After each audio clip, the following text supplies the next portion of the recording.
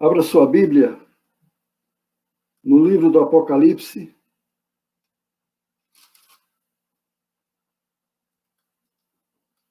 no segundo capítulo. Vamos ler dos versículos 1 ao 7.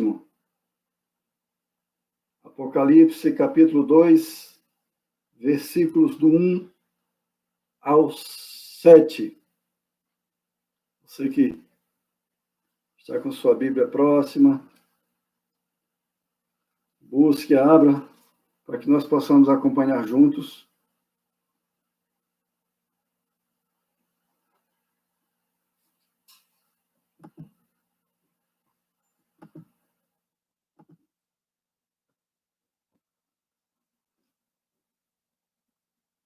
Diz assim a palavra do Senhor: Ao anjo da igreja em Éfeso, escreve estas coisas. Diz aquele que conserva na mão direita as 7 estrelas e que anda no meio dos 7 candeeiros de ouro. Conheço as tuas obras, tanto o teu labor como a tua perseverança, e que não podes suportar homens maus, e que puseste à prova os que a si mesmos se declaram apóstolos e não são, e os achaste mentirosos. E tens perseverança, e suportaste provas por causa do meu nome, e não te deixaste esmorecer. Tenho, porém, contra ti, que abandonaste o teu primeiro amor. Lembra-te, pois, de onde caíste, arrepende-te e volta à prática das primeiras obras. E, se não, venho a ti e moverei do seu lugar o teu candeeiro, caso não te arrependas. Tens, contudo, a teu favor, que odeias as obras dos nicolaítas, as quais eu também odeio. Quem tem ouvidos, ouça o que o Espírito diz às igrejas. Ao vencedor, dar-lhe-ei que se alimente da árvore da vida, que se encontra no paraíso de Deus. Senhor, isso aqui é a tua palavra, Deus, Pai eterno, Pai querido. Traz a revelação aos nossos corações nessa hora, Senhor. Fala conosco, Pai, fala com a tua igreja, nesse momento tão especial em que vivemos. E que nada mais importante do que a tua voz ao nosso coração, falando conosco. Porque, como colocou o teu filho, a salvação dos justos vem do Senhor. O Senhor é a nossa fortaleza, é o nosso socorro bem presente nos momentos de tribulação, de angústias. E mais uma vez, Pai, estamos aqui para ouvir a tua voz. Fala conosco em nome de Jesus. Amém. Amém, irmãos? O livro do Apocalipse, como já comentamos, a pastora Sandra falou na última terça-feira, que é uma revelação do Senhor Jesus Cristo para a sua igreja. O livro já começa dizendo que é a revelação de Jesus que Deus lhe deu para mostrar aos seus servos as coisas que em breve devem acontecer e que ele, enviando por intermédio do seu anjo, notificou ao seu servo João. E essa palavra, essa revelação de Jesus para a sua igreja, daquilo que haveria de vir, nós temos visto já as profecias que foram reveladas acontecendo, nada diferente do que estamos vivendo. Isso é uma profecia, é o cumprimento da palavra de Deus nas nossas vidas. E em meio àquilo que o Senhor Jesus iria mostrar, que aconteceria com a sua igreja, quando Jesus, após ter subido aos céus para ser glorificado, após ter cumprido a sua missão, a missão de resgatar o homem do pecado, de derrotar o pecado na cruz do Calvário, depois de ter nas suas mãos as chaves da morte e do inferno. Ele viu a necessidade de, mais uma vez, trazer uma palavra revelada por intermédio do seu servo, João, para a sua igreja. E dentro das revelações, ele separou algumas cartas para escrever às 7 igrejas que ficavam ali na Ásia Menor, que hoje nós conhecemos como a Turquia, né? Cuja capital é Istambul. E essas 7 igrejas ficavam em 7 cidades ali da Ásia Menor e numa região que nós conhecemos como Anatólia, que é aquela parte que se projeta para o mar Mediterrâneo. E Jesus escolhe 7 igrejas de 7 cidades. Mas havia muito mais igrejas naquela época já estabelecidas. O apóstolo Paulo, nas suas viagens missionárias, ele já tinha estabelecido várias igrejas, Corinto, Tessalonicenses, de Filipos, e tantas outras igrejas ali. Mas o Senhor Jesus separa 7 igrejas. O número 7 tem uma significação muito especial na Bíblia. É um número que representa a perfeição de Deus, a totalidade, e de modo que, escrevendo aquelas 7 igrejas com características especiais, ele estaria escrevendo para todas as igrejas, não somente daquela época, das várias situações que diversas igrejas ali já estabelecidas viviam, mas também para a história da igreja cristã, representada em diferentes épocas, como na época que nós estamos vivendo. Nós vamos ver que as várias situações, as diversas situações que ele escreveu nessas 7 cartas são vivenciadas uma ou outra característica ou mais pelas igrejas que nós estamos vivendo. Ele escreve as 7 igrejas. A igreja de Éfeso, a igreja de Esmirna, a de Pérgamo, a de Tiatira, a igreja de Sardes, a de Filadélfia e a de Laodiceia. Ele separa essas 7 igrejas. Mas eu queria destacar, na carta que lemos, a carta que foi direcionada à igreja de Éfeso.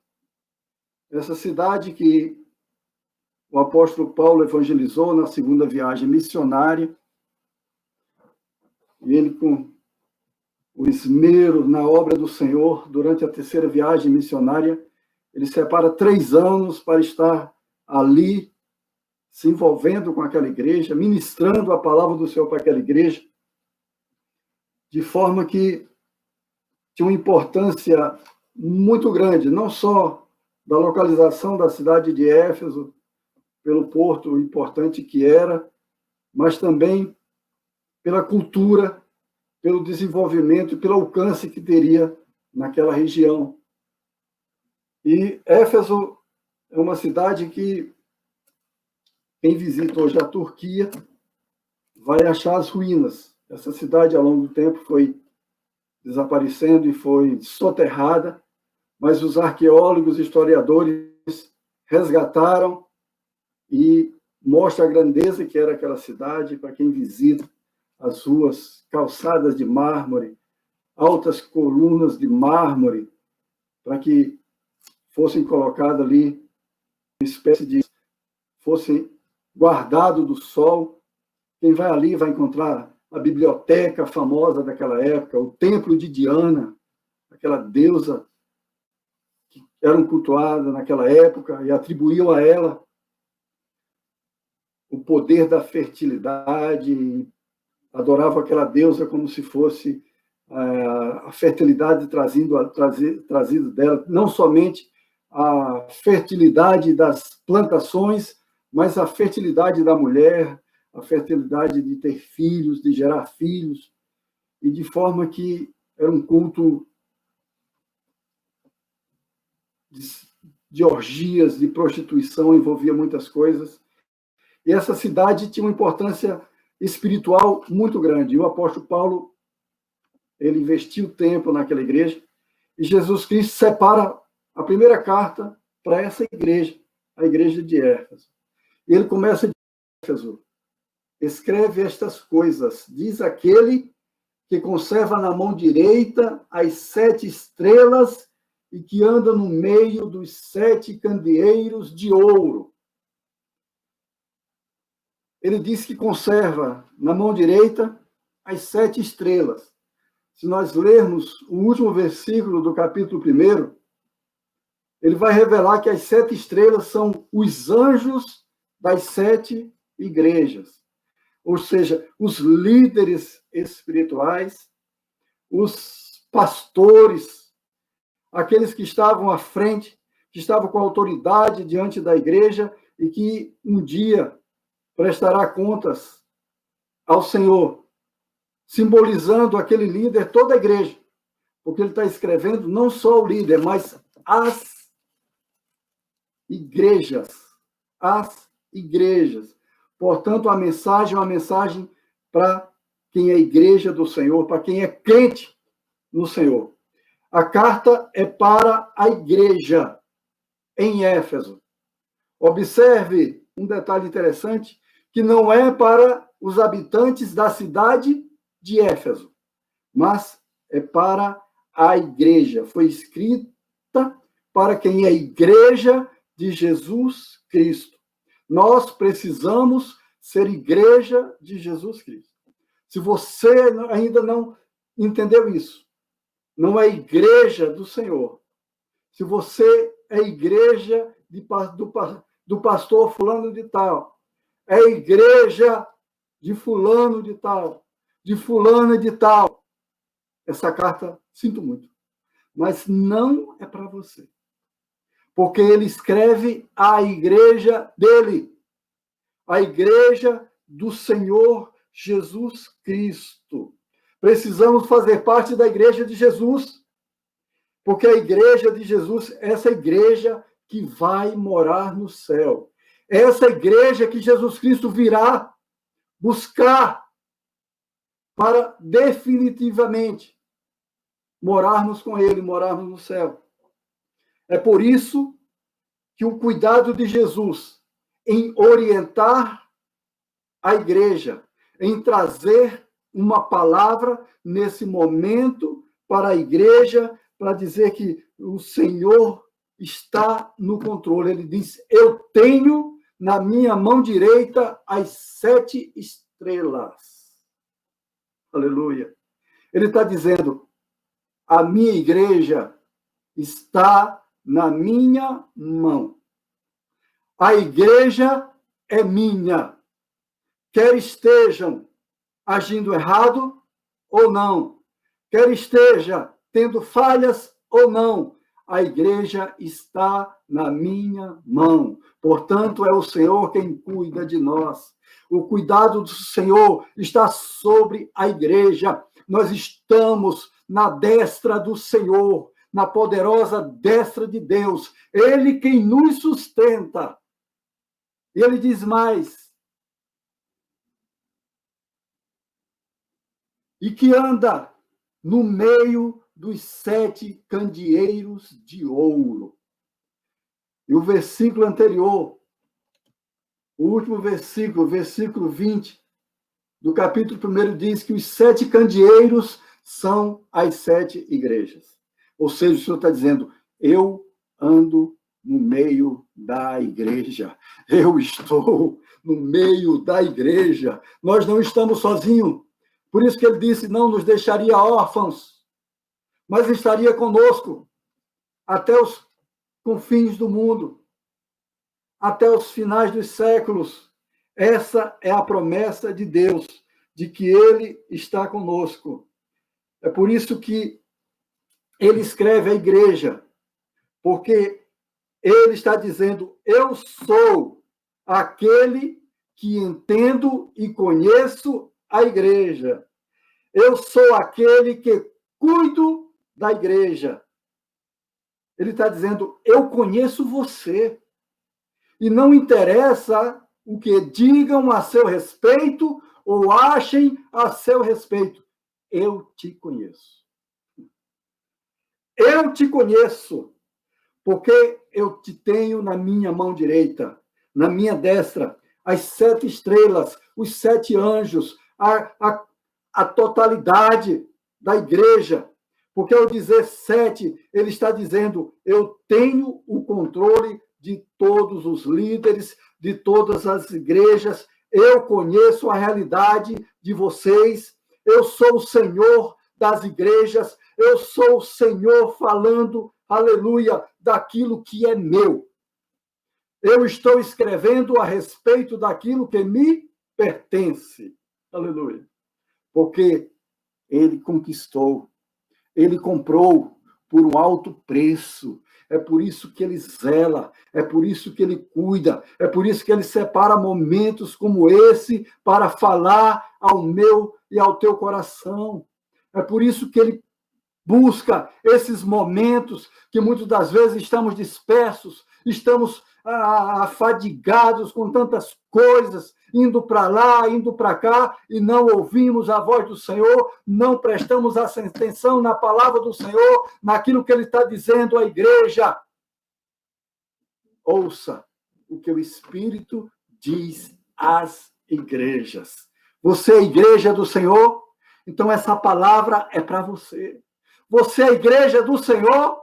Aleluia! Você foi comprado. Você foi comprado pelo precioso sangue de Jesus Cristo.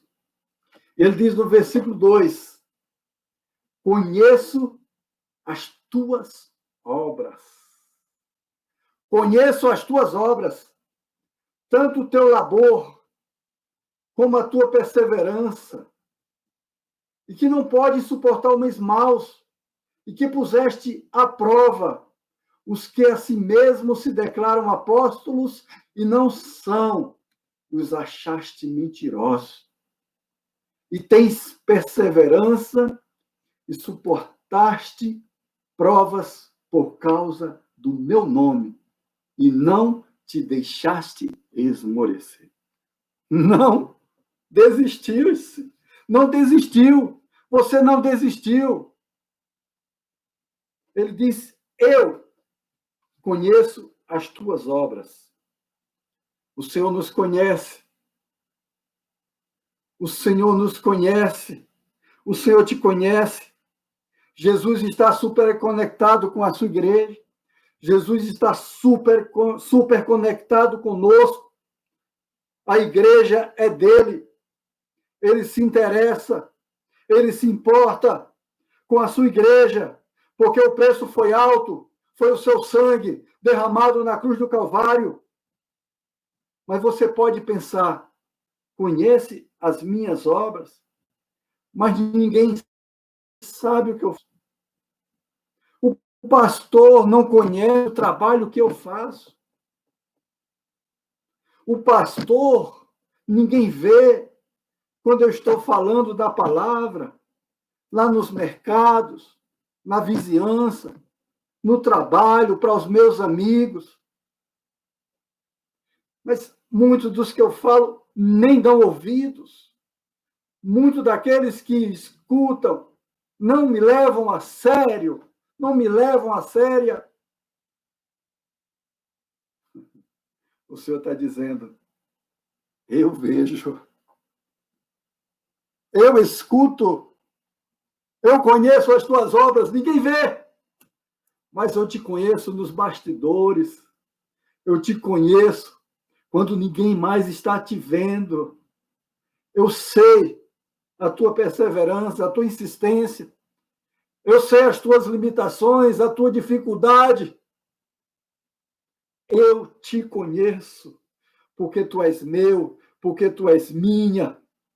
Quando ninguém notou, eu estava te vendo, diz o Senhor. Não desdenhe da sua limitação, querido. Deixa falarem o que quiserem a teu respeito. Continua firme. Continua marchando na presença de Deus. Continua buscando a presença de Deus na tua vida.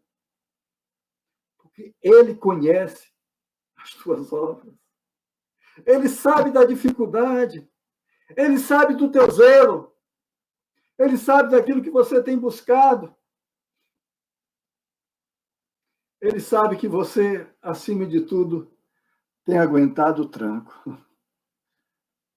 As lutas vêm, as tribulações vêm, as angústias, o medo, muitas das vezes, a vontade de desistir, a vontade de parar.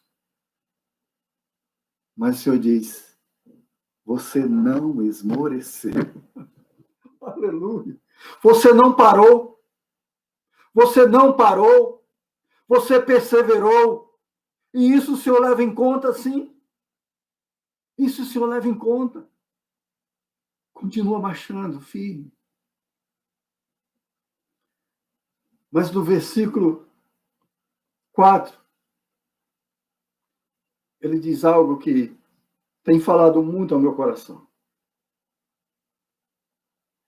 Ele diz, tenho, porém, contra ti, que abandonaste o primeiro amor. Mas vinha tudo tão bem.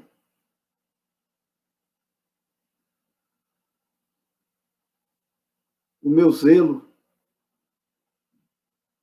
o meu cuidado, a minha perseverança, o meu ativismo, fazendo a obra. Mas o Senhor diz que tem, porém, contra ti. Ele fala, igreja, tenho, porém, contra ti, que abandonaste o primeiro amor. Deixaste o primeiro amor. E o que é exatamente isso? Abandonar o primeiro amor. Muito tem se falado a esse respeito.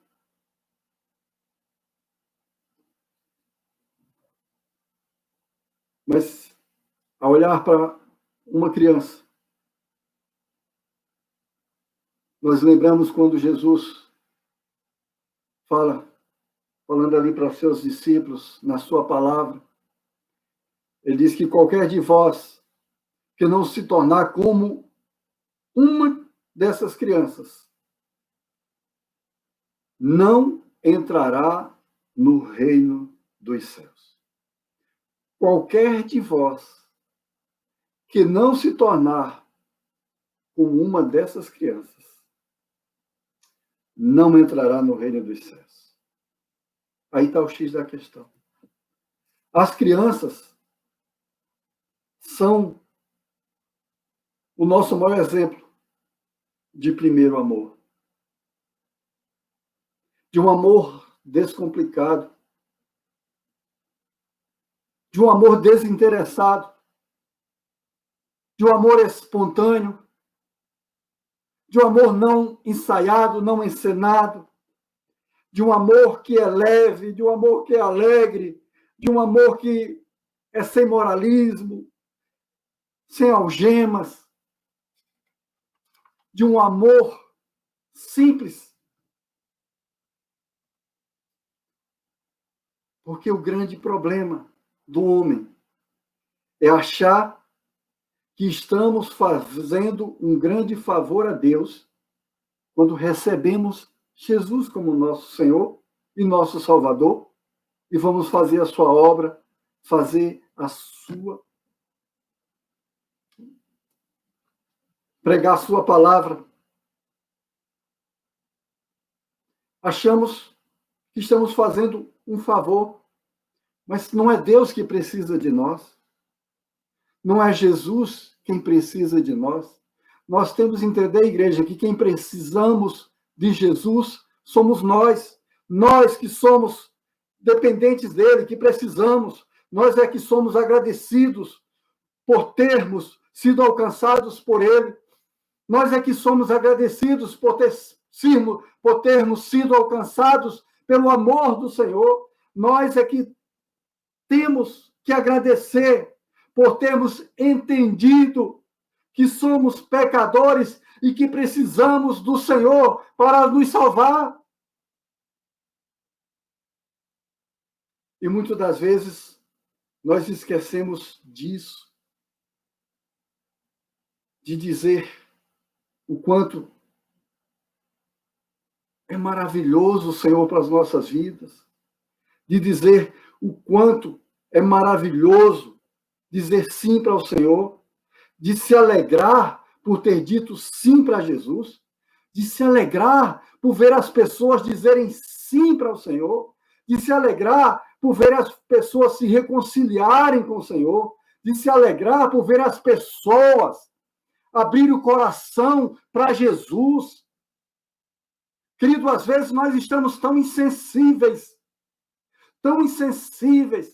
que nós vemos na igreja as pessoas se reconciliando com Cristo, pessoas se arrependendo, pessoas se dobrando diante do Senhor, e nós ficamos olhando como se fosse algo normal, como se fosse algo corriqueiro, algo que tivesse uma importância qualquer.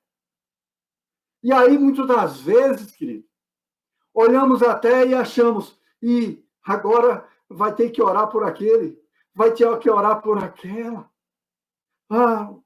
Mais 15 minutos de culto, mais 15 minutos demorando. Queridos, que insensibilidade é essa? Me desculpe te dizer, mas isso é abandonar o primeiro amor. Não se alegrar quando alguém diz sim, quando alguém se arrepende, é ter abandonado o primeiro amor. É porque nós não entendemos de festa de fato. Nós estamos acostumados com essas festas e ver muitos fogos, muita alegria. Mas, querido, sabe o que é uma festa no céu? Você sabe o que é um céu entrar em festa quando um pecador diz sim para Jesus Cristo e se arrepende? Você sabe o tamanho da festa que há no céu? Anjos, arcanjos, serafins, querubins, tocando trombetas, adorando, a glória do Senhor se manifestando ali no trono. Você pode imaginar o tamanho de uma festa que há no céu, como que é uma festa celebrada no céu? Aleluia. Jesus disse que a festa no céu naquele momento, e não deve ser pequena, não. Aleluia. Não deve ser pequena. Nós precisamos.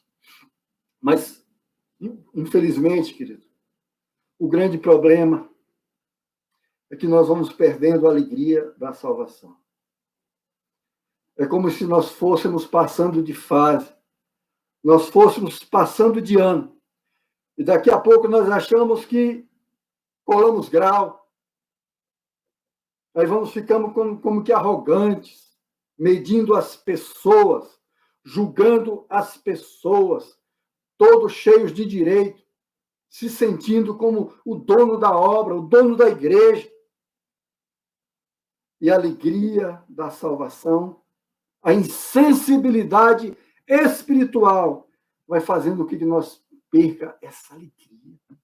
Mas o Senhor separa esse momento para dizer, olha, voltem ao primeiro amor. Nós precisamos nos alegrar por ter sido alcançado por Cristo. Nós precisamos nos alegrar cada dia.